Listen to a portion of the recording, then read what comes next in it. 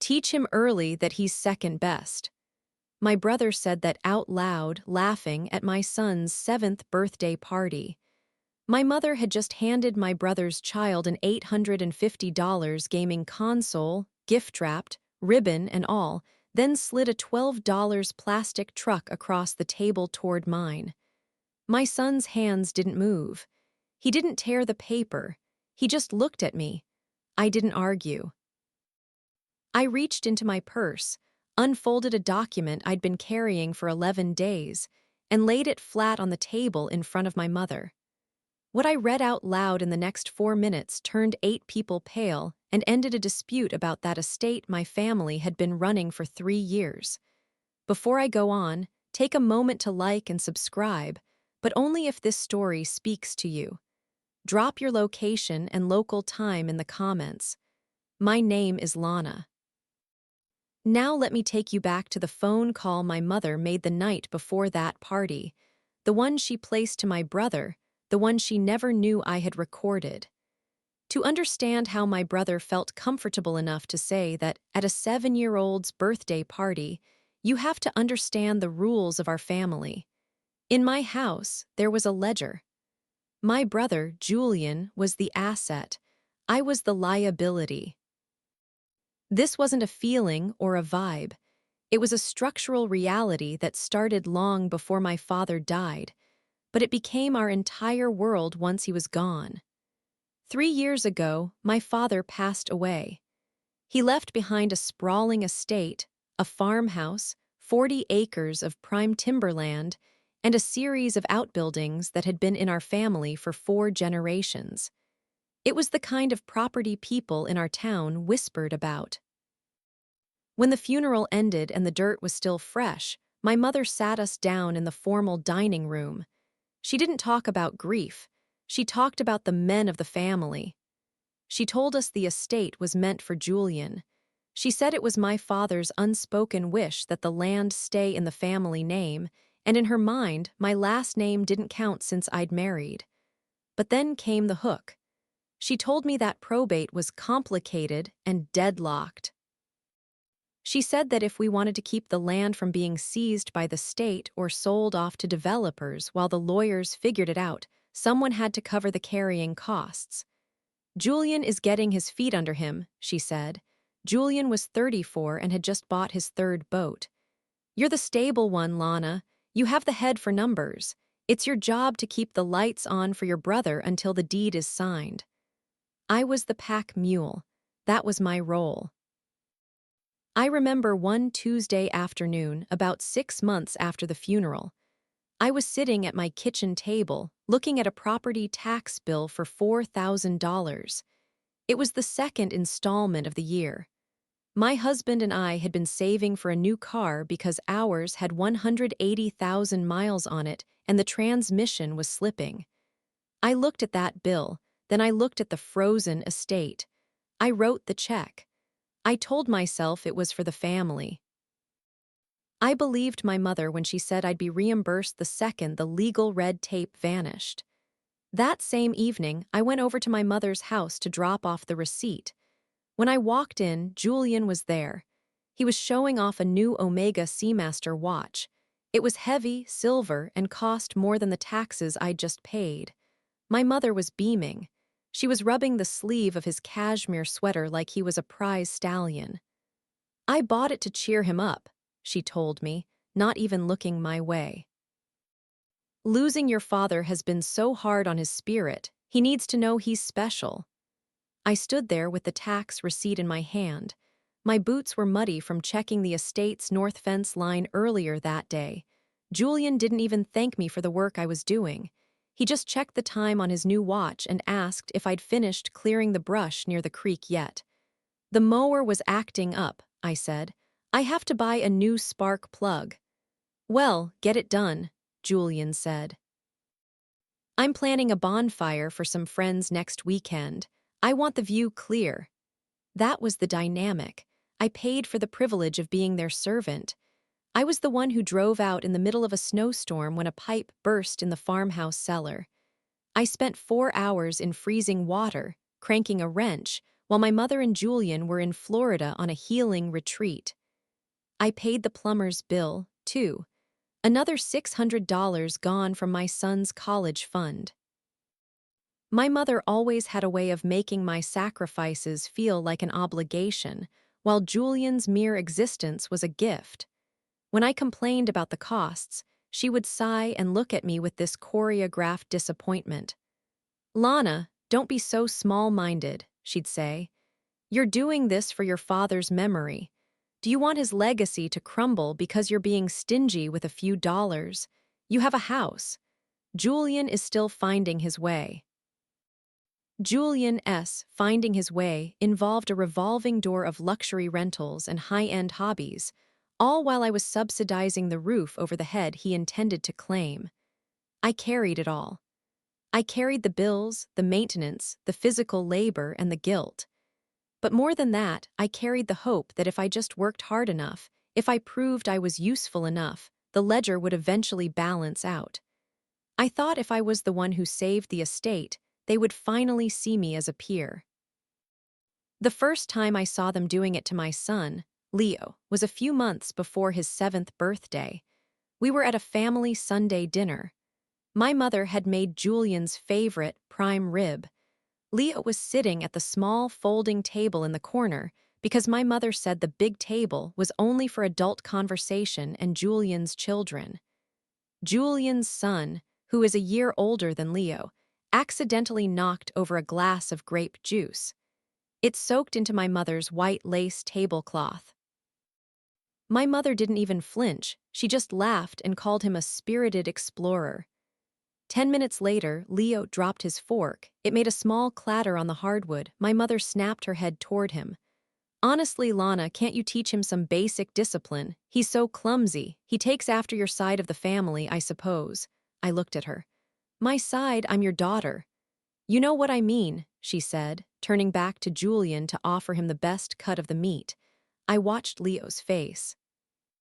He was 6 years old, and he already knew how to make himself small. He stayed quiet. He didn't ask for seconds. He just watched the way his grandmother looked at his cousin with eyes full of light, and the way she looked at him like he was a stain she couldn't quite scrub out. That was the root wound. It wasn't just that they were stealing my money and my labor. They were starting to steal my son's sense of worth.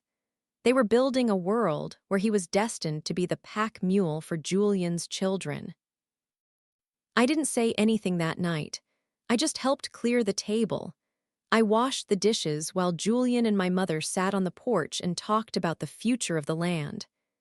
I dried my hands on a kitchen towel and realized that the spark plug I'd bought for the mower was the least of my problems. I was the only one protecting my father's legacy, but I was also the only one left unprotected. I was waiting for probate to end so I could get my life back. I didn't know yet that the red tape was a ghost. I didn't know that every check I signed was a nail in the coffin of my own financial future. I just kept working. I kept paying. I kept the ledger.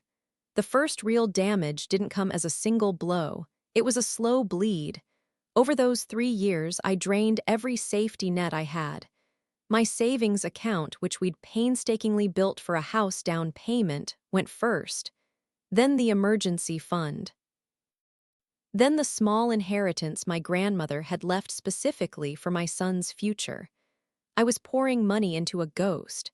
I paid for a new roof on the farmhouse when the shingles started flying off in a spring storm. I paid for the gravel to resurface the mile-long driveway because my mother said it was embarrassing to have guests drive through mud. Every time a bill arrived, my mother's voice was in my ear, steady and demanding. "It's an investment, Lana. You're protecting Julian's future. Once the probate clears, we'll sit down with the ledgers. You'll get every cent back, I promise, on your father's memory." She used his memory like a weapon. Whenever I hesitated, she'd bring up how much he loved the land or how he'd be turning in his grave if he saw the weeds growing too high. So I worked. I spent my weekends weeding gardens and painting fences while Julian spent his weekends at the lake. The damage became physical, too. I was working 40 hours a week at my actual job, then spending another 20 at the estate. I was exhausted. My husband, Mark, started looking at me with a mix of pity and frustration. "Lana, we can't keep doing this," he said one night. We were eating cereal for dinner because I'd just spent $900 on a specialized tree surgeon to save an oak Julian liked. "We're broke. We're literally broke keeping your brother's future house pretty.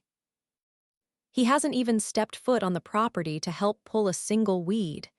"He's busy, Mark," I said, though my voice sounded hollow even to me. "Mom says he's in a transition period." "His transition period has lasted 3 years," Mark countered. That was the first lie I had to admit to myself.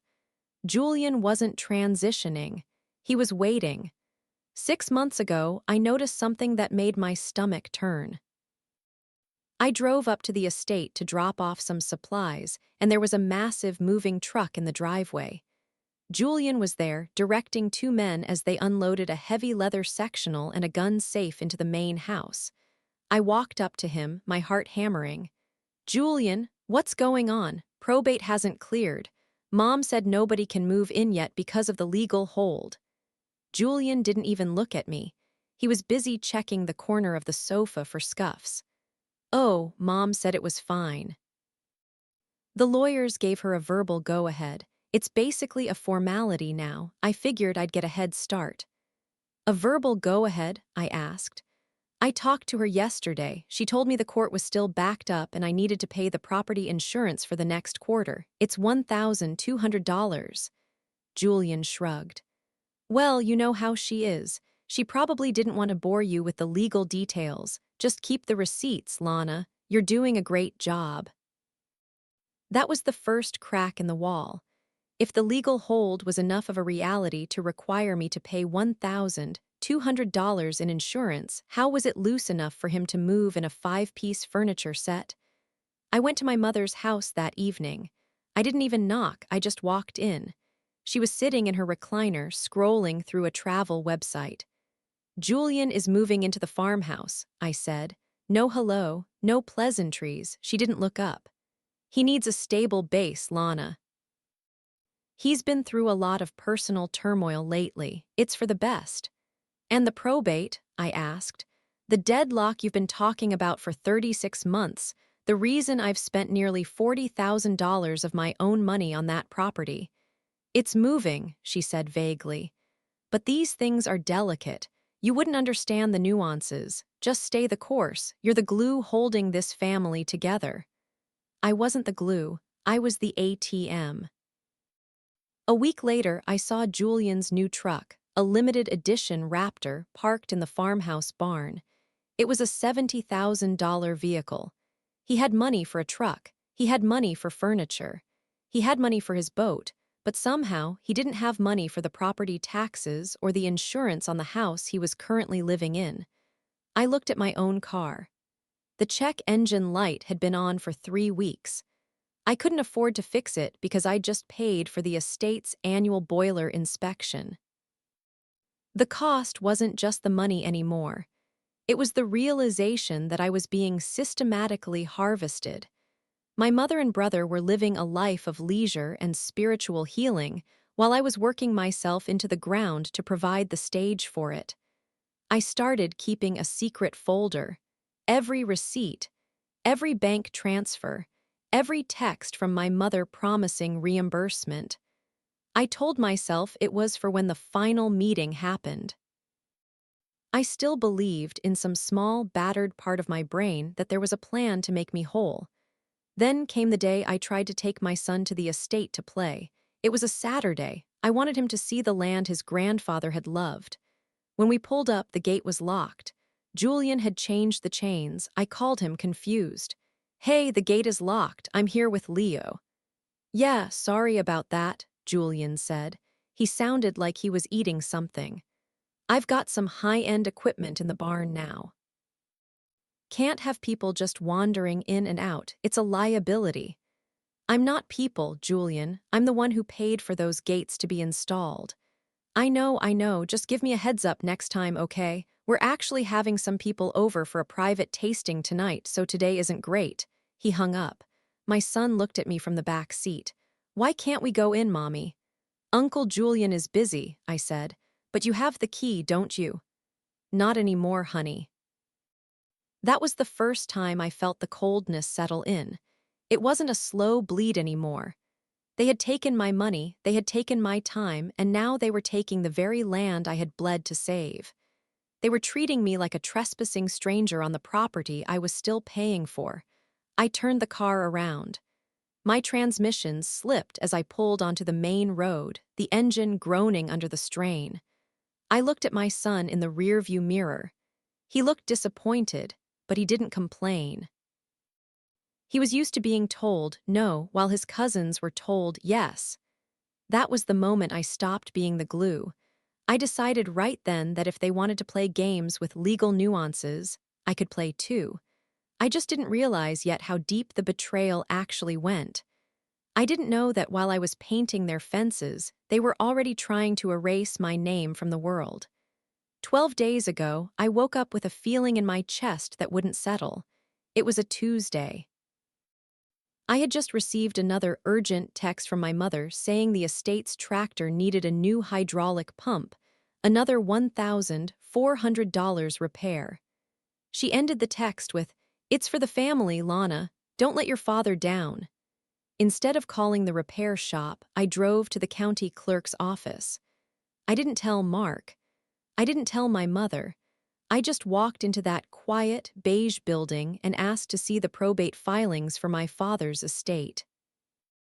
I expected a stack of papers detailing a legal war, a mess of contested claims that justified 3 years of my life being put on hold.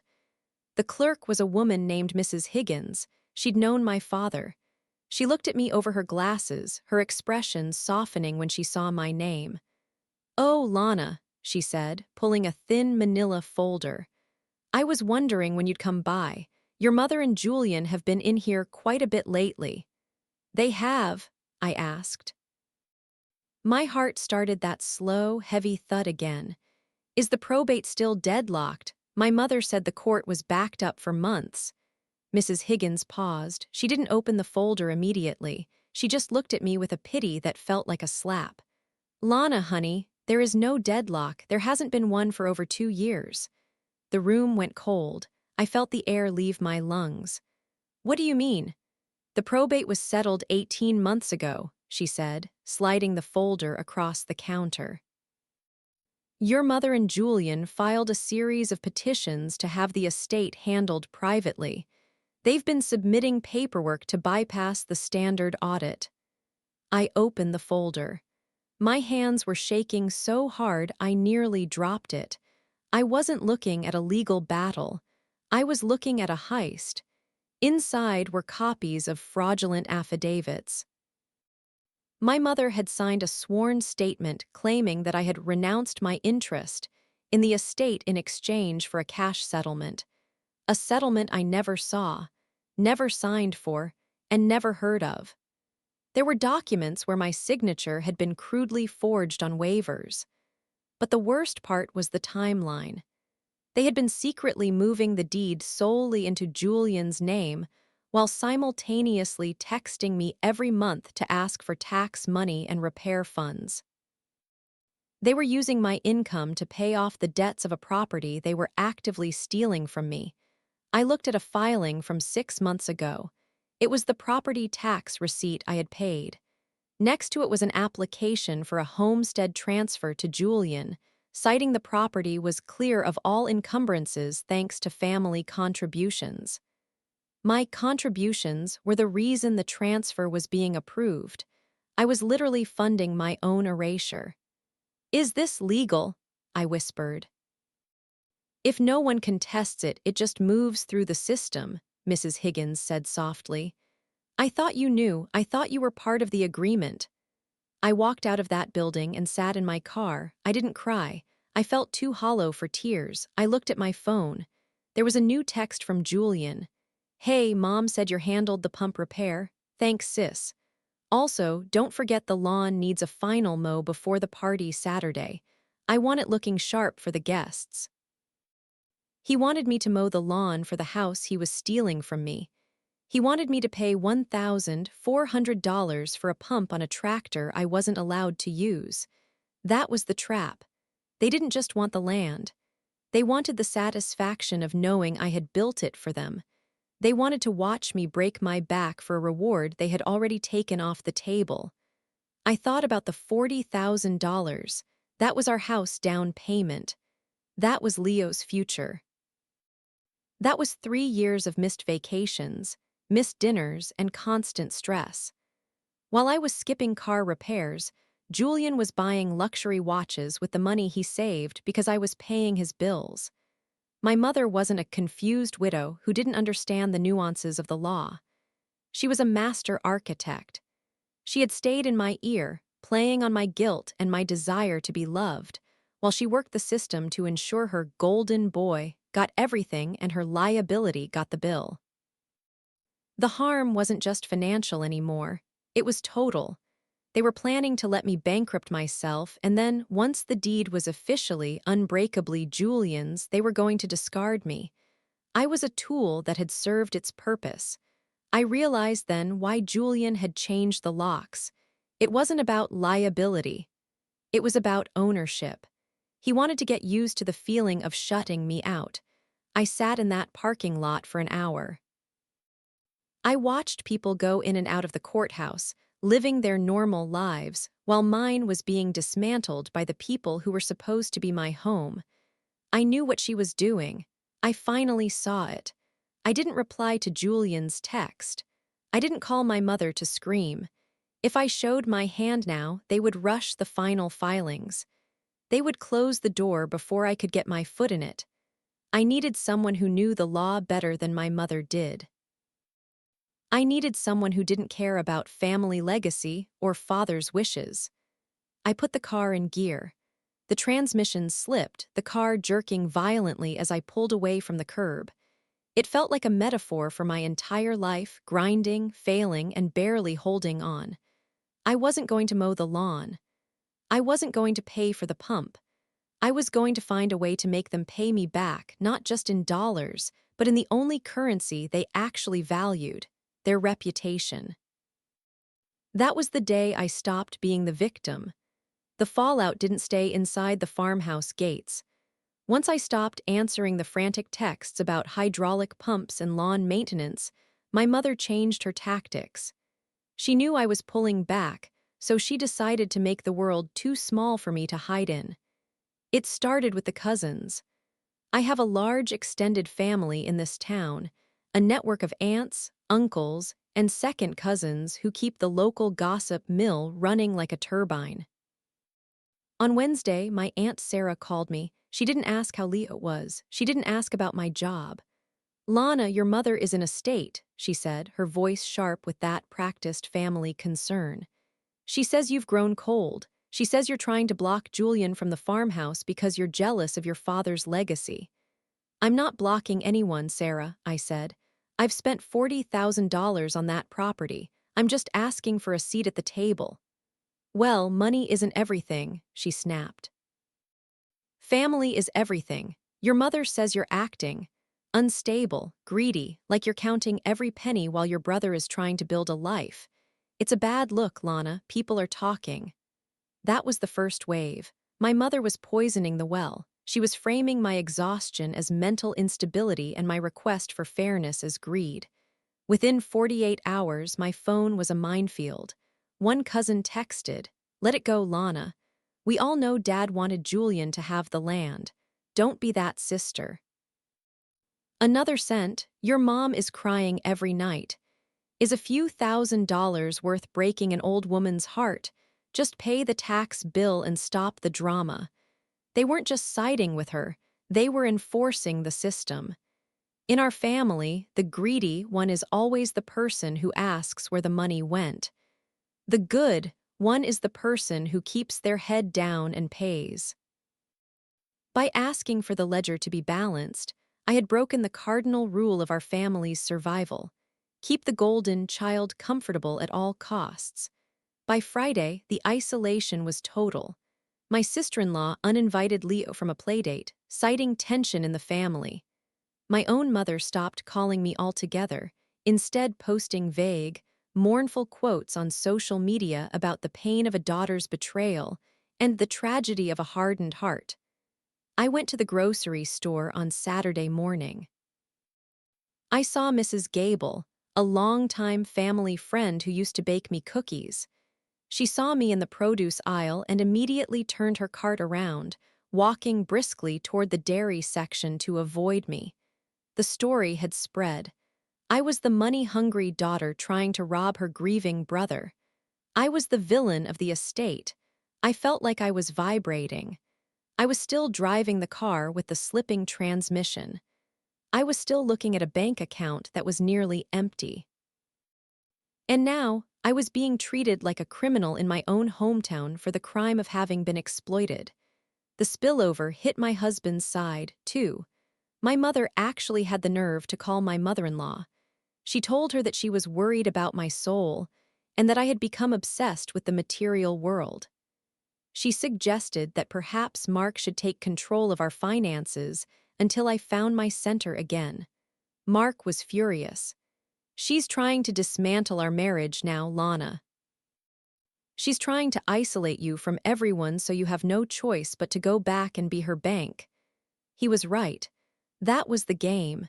If she could make me an outcast, if she could make me feel small and hated by everyone I knew, I would eventually crawl back and apologize. I would pay the tax bill just to make the whispering stop. I sat on my porch that night, watching the sun go down. For 3 years, I had been the one everyone relied on. I was the one who handled the funerals, the paperwork, the taxes, and the broken pipes. I was the useful one. But the moment I stopped being useful, I became invisible. No, I became an enemy.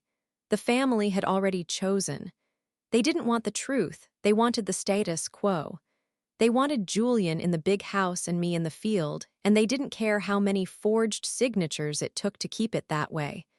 I looked at a photo of my father on the mantel.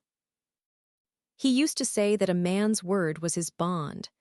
My mother had turned his word into a cage for me and a blank check for Julian. I didn't argue with the cousins. I didn't defend myself to Aunt Sarah. I let the silence grow. Every text I didn't answer was a brick in a new wall I was building, not a wall to hide behind, but a fortress to launch from. They thought they had contained me. They thought that by ruining my reputation, they had taken my power. They didn't realize that when you take everything from someone, their money, their land, and their family's respect, you also take away their reason to play by your rules. I was officially the unstable one. Fine. I decided I was going to be the most expensive mistake they ever made. The weight of it all was crushing me. I felt like I was drowning in a room full of people who were watching me sink and asking why I was making so much noise. I didn't go back to the county clerk. I didn't call my mother. Instead, I drove 3 towns over to an office park that smelled like industrial carpet and old coffee. I had an appointment with a woman named Alina Vance. She was an estate attorney with a reputation for being a shark, which was exactly what I needed because I was currently being eaten alive by goldfish. Alina didn't offer me tea. She didn't offer me sympathy. She sat behind a desk piled with folders and told me to start from the beginning. I laid it all out. The property taxes. The roof, the forged signatures, the 3 years of my life I'd spent as an unpaid groundskeeper for a brother who changed the locks on me. "I just want my money back," I said, my voice cracking for the first time. "I want them to admit what they did. My mother said probate was deadlocked, but the clerk says it was settled 18 months ago." Elena leaned back, her eyes sharp. "Lana, probate wasn't deadlocked, it was bypassed." "Because of the fraud?" I asked. "No," she said, pulling a digital file up on her monitor. "Because of your father, he knew who he was dealing with." She turned the screen toward me. She had pulled the deed records from a private trust filing that hadn't been in the main probate folder. My father hadn't been as quiet or as passive as I thought. In the final months of his life, while he was sick and watching Julian skip visits to go to the track, He had made a move.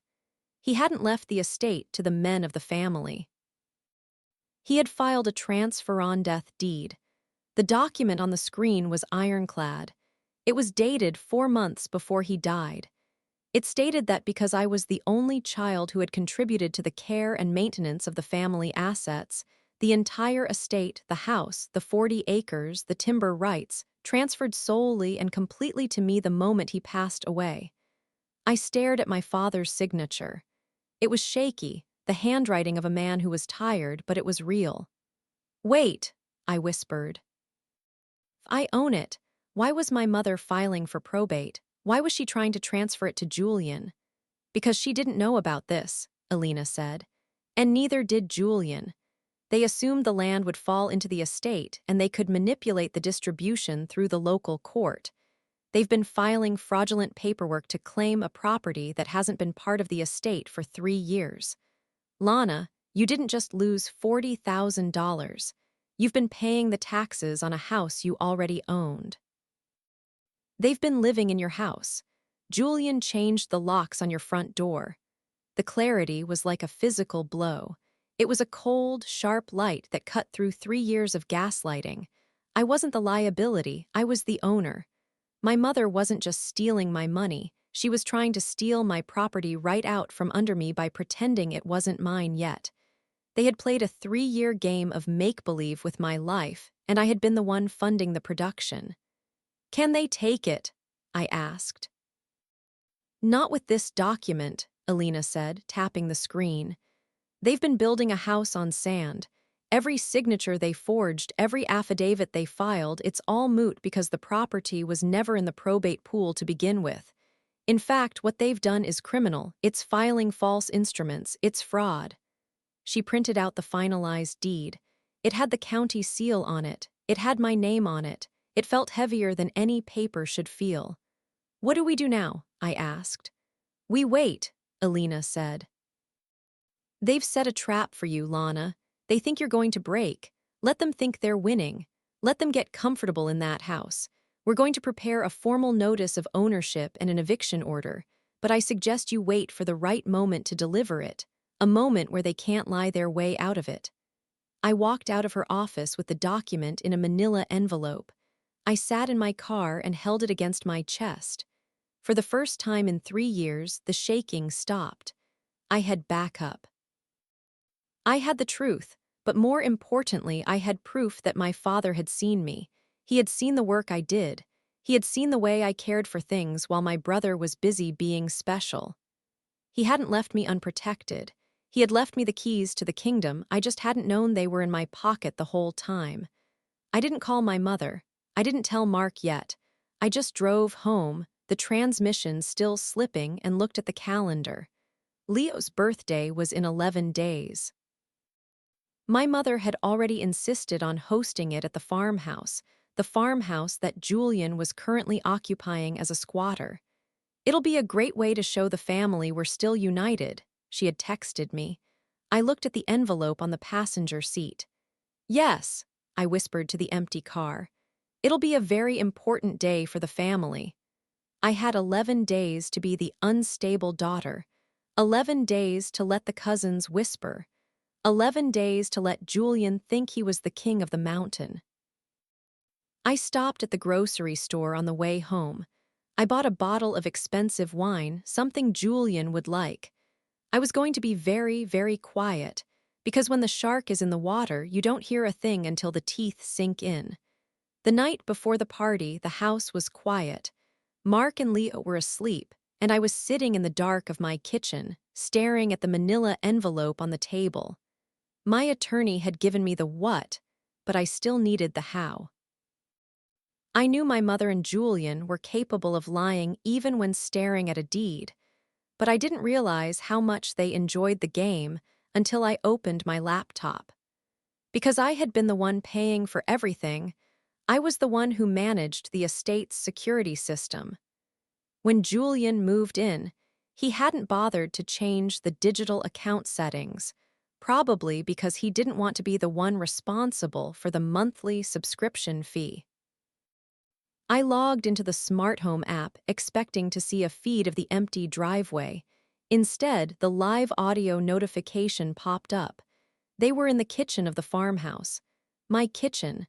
I hit record on my phone and held it close to the speaker. "She's actually coming." Julian's voice was unmistakable. I could hear the clink of a glass, the sound of him pouring a drink.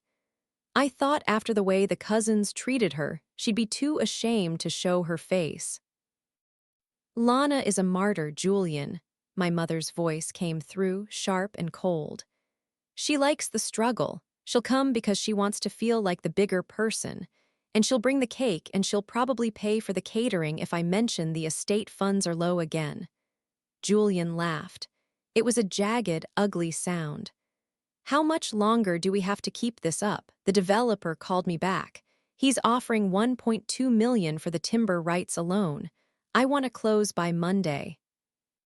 "The paperwork is almost through," my mother said. "The clerk is slow, but the final transfer is on the desk. Once you have the deed in your hand on Monday, we don't have to answer her calls anymore. We'll tell the family she had a breakdown and we had to take over for her own good. She's already done the heavy lifting. She's paid the taxes, she fixed the roof, she cleared the land, she served her purpose." "And the kid?" Julian asked. "Leo's birthday. It seems like a lot of work for a brat." "It's the perfect cover," my mother replied. "We host the party here, we look like a big happy family, and then we bury her. I already got the gifts. I got your son that gaming system he wanted. For Leo, I found a plastic truck in the bargain bin at the pharmacy. It'll be a nice little reminder of where he sits in this family. Teach him early that he's second best, just like his mother." I stopped the recording. The silence in my kitchen felt like ice. I sat there for a long time, watching the little blue light on my phone pulse. They weren't just stealing the land. They were planning to sell the timber, the trees my father had spent 40 years protecting, and then dispose of me like a used piece of equipment. And they were going to humiliate my son as a final thank you for the $40,000 I'd given them. I knew what she was doing. She was finishing the job she started 30 years ago. But the leverage had shifted. For 3 years, I had been playing a game where they held the rules. Now I held the board. They didn't know I had the deed. They didn't know I had the recording. They were walking into a room they thought they owned, but I was the one who had already locked the exits. I stayed up until 3:00 a.m. I didn't cry. I didn't pace. I made a list. I printed out 3 copies of the eviction notice. I printed 3 copies of the finalized deed. I transferred the audio file to a cloud drive and tested the Bluetooth connection on my portable speaker. I made sure my bank account was locked down so no more automatic estate payments could be pulled. The leverage was real now. It wasn't just a feeling of being wronged. It was a physical weight in my hand. It was the power to stop the sale, to stop the fraud, and to stop the cycle of my son being treated like a second-class citizen. I looked at the plastic truck my mother had mentioned. I could picture it, cheap, hollow, and insulting. I thought about the gaming console, $850 of my father's legacy going to the golden child's son while my child got the bargain bin. That was the last time they would ever decide my son's value. I closed my laptop and went to bed. I slept better than I had since the funeral. I wasn't the pack mule anymore. I wasn't the liability. I was the owner. And tomorrow was moving day. The morning of the party was a masterpiece of forced normalcy. I woke up at 6, not because I was nervous, but because I had work to do. I baked the cake, a double-layered chocolate fudge, Leo's favorite. I frosted it with a steady hand, smoothing the sides until they were perfect. As I worked, I felt a strange, cold detachment. I wasn't the grieving daughter anymore. I was a technician preparing a launch. Mark watched me from the kitchen doorway, holding his coffee mug like a shield. "You're too calm, Lana. It's making me twitchy." "I'm just ready," I said, sliding the cake into its carrier. "Did you check the car? Oil topped off, tires pressurized, he said. And the transmission is holding, but we're not taking any chances. We'll take your car today. If we have to leave in a hurry, I want the deed in the glove box. The deed stays with me, I said. I patted my purse. The manila envelope was tucked inside, alongside my phone and the portable Bluetooth speaker. We arrived at the farmhouse at noon. The estate looked beautiful, the grass was emerald green, the fences I had painted white gleamed in the Saturday sun. It looked like a postcard for a happy life. Julian was already outside, wearing a new linen shirt that probably cost more than my monthly grocery budget. He was manning a brand-new stainless steel industrial grill. "Hey, sis," he called out, waving a pair of tongs. "Glad you could make it. Hope you brought that cake." Mom's been complaining about the dessert situation all morning. "I brought it, Julian," I said, walking past him. I didn't offer to help with the grill. I didn't ask if he needed me to set the tables. I just walked into the house. My mother was in the kitchen, rearranging a floral centerpiece. She looked up and gave me that tight, pinched smile she reserved for when she was about to ask for money.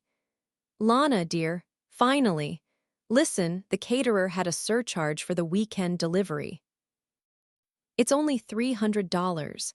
I assumed you'd want to cover that, considering Julian is providing the venue." "The venue," I repeated, setting the cake on the counter. "Yes, well, it's his home now essentially," she said dismissively. "Oh, and don't forget to check the guest bathroom. I think the handle is sticking again. You know how to jiggle it." I looked at her, really looked at her. She looked older, smaller, but her eyes were still full of that hungry, calculating light. She didn't see a daughter. She saw a maintenance worker with a checkbook. "I'll take care of it," I said. It was the last lie I would ever tell her. By 1:00 p.m., the extended family began to arrive. Aunt Sarah, the cousins, the neighbors, the people who had spent the last week whispering about my instability. They walked into the farmhouse with a mixture of pity and smugness. They accepted drinks from Julian and complimented him on his beautiful property. I sat on the edge of the patio, watching the choreography of a theft.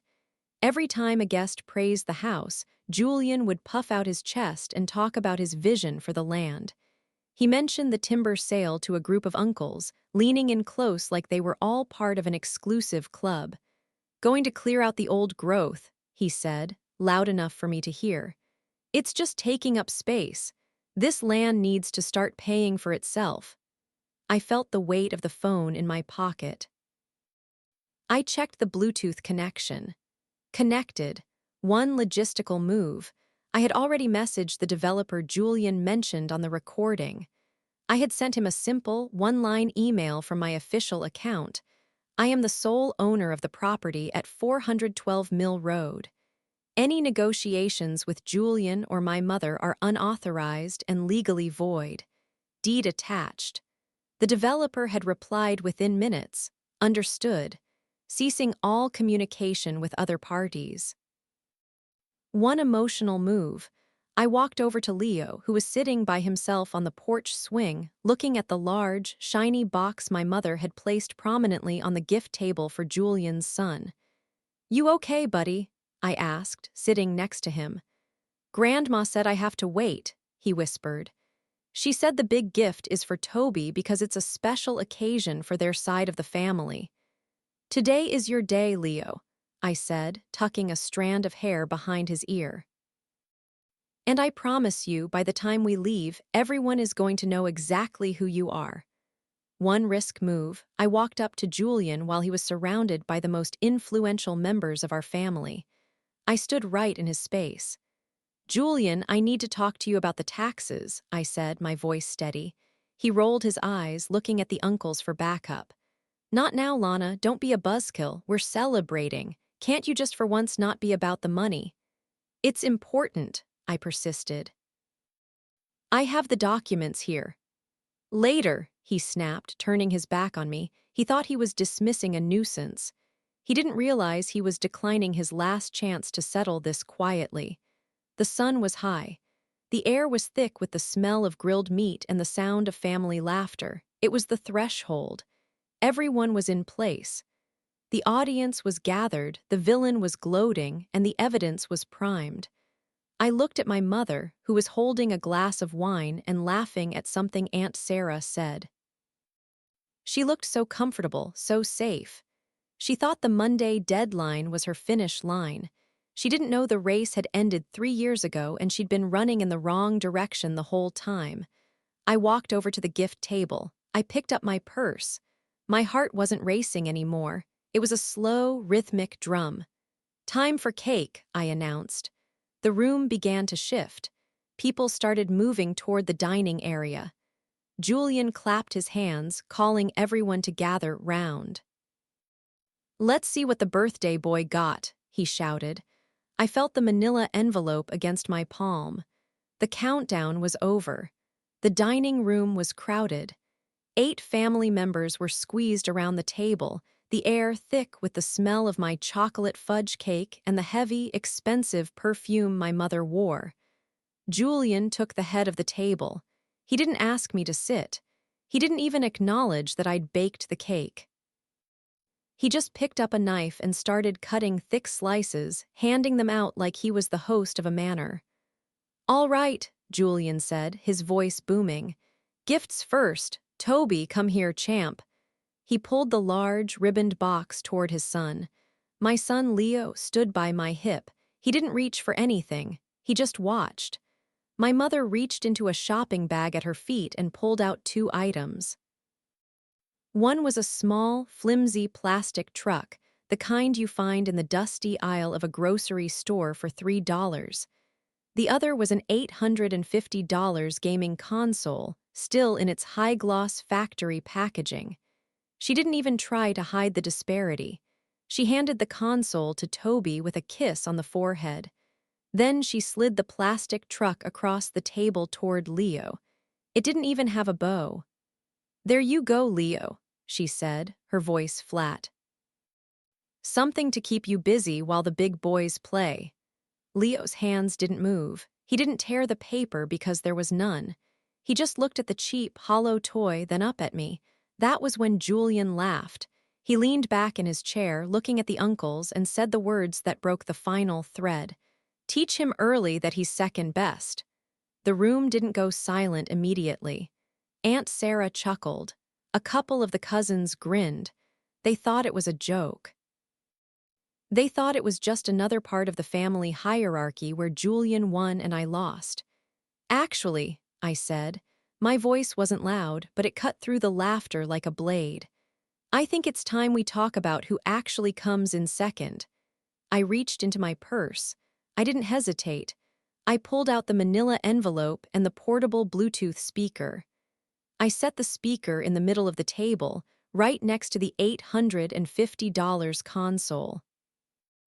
I laid the document flat in front of my mother. "What is this, Lana?"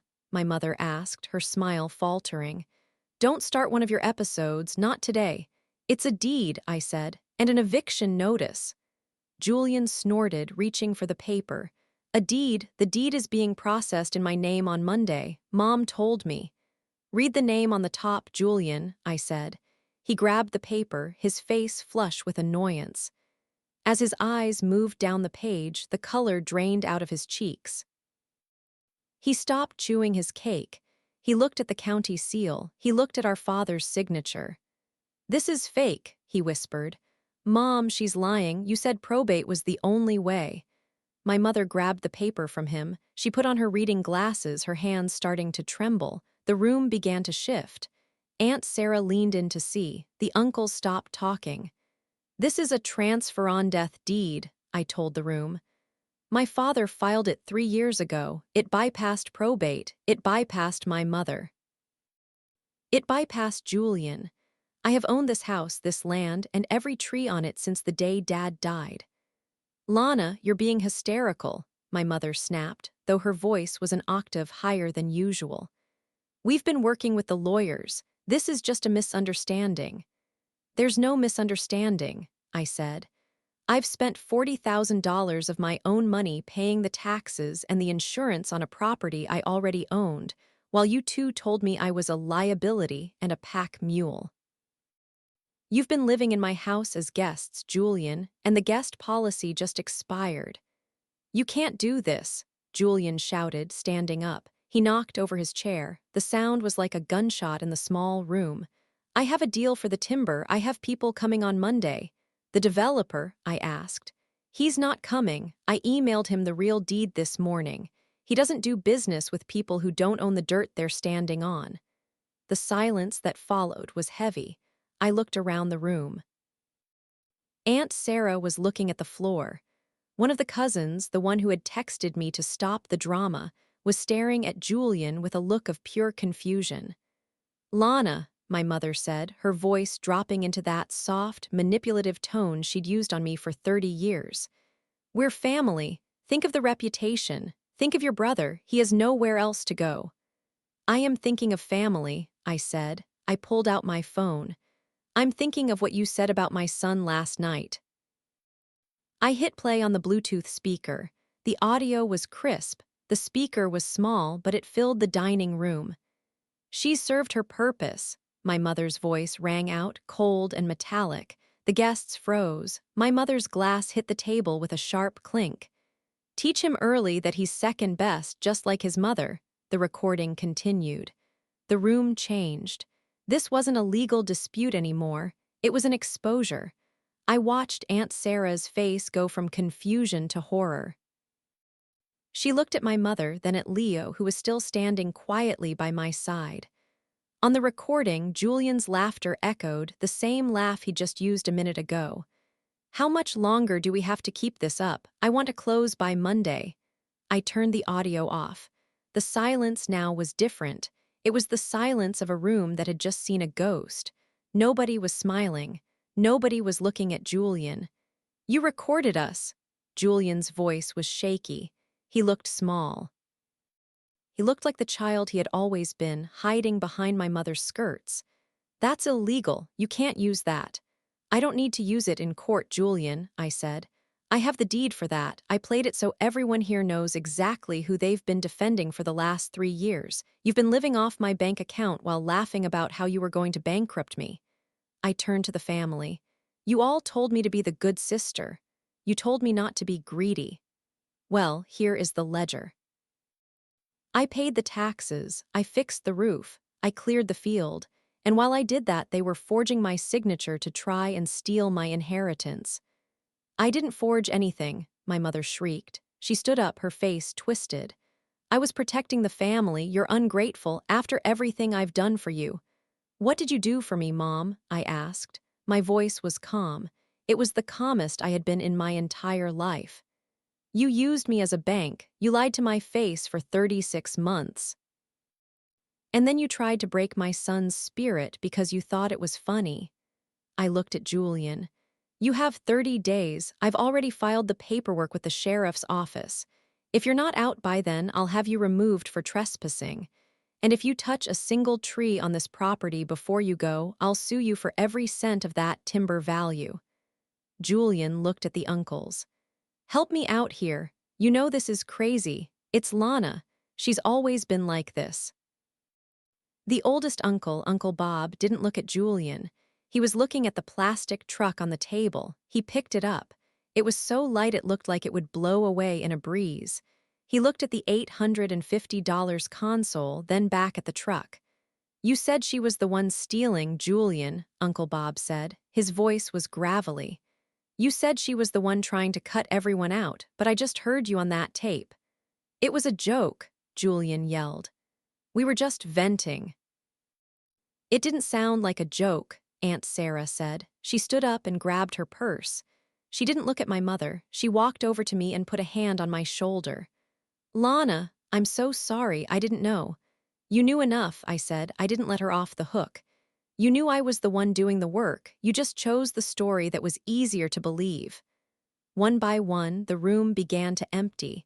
It wasn't a dramatic exit, it was a retreat. The family members who had spent years treating me like a liability couldn't look me in the eye. They shuffled toward the door, leaving their half-eaten cake and their awkward apologies behind. My mother sat back down. She looked deflated, like a balloon that had finally lost its air. She stared at the deed in front of her. "You're going to throw your own mother out," she whispered. "No," I said. "You have your own house, Mom. You're going back to it. And Julian is going to find his own way, just like you always said he was, but neither of you is ever setting foot on this land again." "Lana, please," Julian said. He was trying to sound desperate now, trying to find a way back into my good graces. "We can talk about this. I'll pay you back. I'll get a loan." "You don't have the credit for a loan, Julian, because I'm the one who's been carrying your debt for 3 years." I picked up the plastic truck. I handed it to Julian. "Here," I said. "Take your gift. I think it suits you better than it suits my son." I walked over to Leo and took his hand. Mark was already at the door, holding the cake carrier. We didn't wait for them to leave. I led my son out of the dining room, through the house I now officially owned, and out onto the porch. The air outside felt different. It felt clean. I looked back at the house. Julian was standing in the window, watching us. He looked terrified. He should be. For the first time in his life, the bill had arrived, and there was nobody left to pay it for him. I walked to our car. The transmission slipped as I started the engine, but I didn't care. I knew exactly how I was going to pay for the repairs now. I looked at Leo in the rearview mirror. He was looking out the window at the woods. "Is it really ours, Mommy?" he asked. "Every inch of it," I said. "And nobody is ever going to tell you you're second best again." As we pulled out of the driveway, I saw Aunt Sarah's car and the uncle's trucks disappearing down the road. The family system had collapsed. The golden child was a squatter, the matriarch was a fraud, and the pack mule was finally free of the load. I didn't feel triumphant. I just felt finished. The aftermath didn't look like a courtroom drama. It looked like a cleaning service. 24 hours after the party, my mother tried to call me 16 times. I didn't answer. I sat in my quiet kitchen, listening to the silence of a phone that no longer owed anyone an explanation. My lawyer, Alina, had already sent the formal cease and desist to the developer and a copy of the deed to the county clerk to flag any further fraudulent filings. The Monday deadline my mother and Julian had been racing toward had turned into a brick wall. 3 days later, I drove back to the farmhouse. Julian's Raptor truck was in the driveway, but the house was dark. I didn't go inside. I stood at the edge of the timber line, looking at the old-growth oaks that Julian had wanted to sell for scrap. They were still there. The wind moved through the leaves, a heavy, rhythmic sound that felt like a long, slow breath. I stayed in the car and watched as a moving van backed into the driveway. My mother's car followed it. I saw her get out, her shoulders hunched, her face tight with a fury she could no longer weaponize. She saw me sitting there. She paused, her hand on the car door, looking like she wanted to scream, to cry, to play the martyr one last time. I didn't roll down the window. I didn't give her an audience. I just watched. She got back in her car and drove away. Julian followed an hour later, his truck loaded with the leather sectional and the gun safe, the things he had bought with the money I'd saved him. He didn't look at the trees. He didn't look at the house. He just drove toward the gate, his tires spitting gravel. The estate is quiet now. I didn't sell it. I didn't move in either.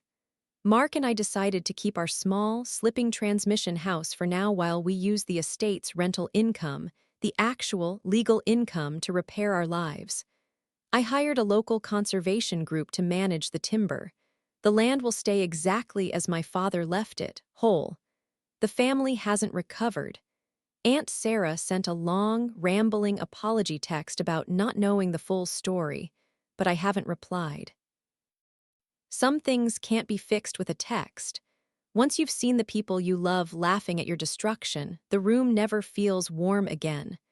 My mother lives in her small house on the other side of town, and from what I hear, she tells anyone who will listen that I'm a cold-hearted daughter who stole her inheritance.